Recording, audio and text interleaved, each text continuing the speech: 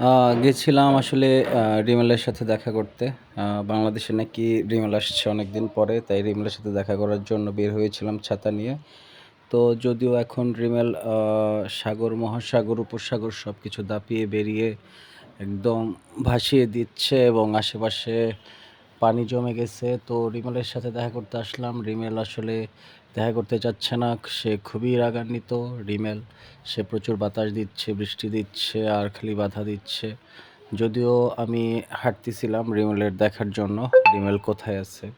খুঁজতেছিলাম আসলে রিমেলকে খুঁজে পাচ্ছিলাম না। ঠিক আছে? যার কারণে হচ্ছে রিমেলকে রিমনের দেখা পাইলাম না, খুঁজতে থাকলাম। রিমনও আসতেছিল না। কি এক অবস্থা! তারপরে হচ্ছে যে অনেক বাতাস শুরু হইলো। তারপরে আবার একটু দাঁড়াইলাম, রিমনের জন্য অপেক্ষা করলাম।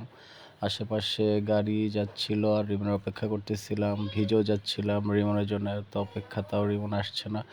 বাংলাদেশের সবাই রিমনকে দেখতে পারছে কিন্তু এখনো আমি অপেক্ষায় আছি। ভিজে যাইতেছিলাম রিমনের কারণে, রিমন একদম ভিজাই দিতেছিল। তবুও রিমনকে দেখবো তাই দাঁড়িয়েছিলাম, অপেক্ষা করতেছিলাম।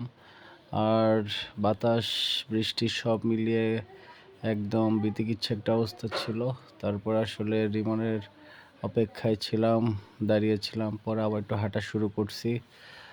চারপাশ দেখাচ্ছিলাম আসলে রিমন কি করেছে। একদম ভিজিয়ে দিয়েছে সবকিছু, কিন্তু রিমনের কোনো দেখা পাচ্ছিলাম না। তবে রিমনকে পরে সামনে দেখা হয়েছে। রিমন একদম ভিজিয়ে দিয়েছে। কে সেই রিমন? এই সেই রিমন যে ঘূর্ণিঝড় স্লাইকন রিমন। রিমন আসলে আমাদের সবার সাথে আছে, থাকবে এবং হয়তো রিমন কালকে সকালে তার গন্তব্যে পৌঁছে যাবে। সবাই ভালো থাকবেন, সুস্থ থাকবেন।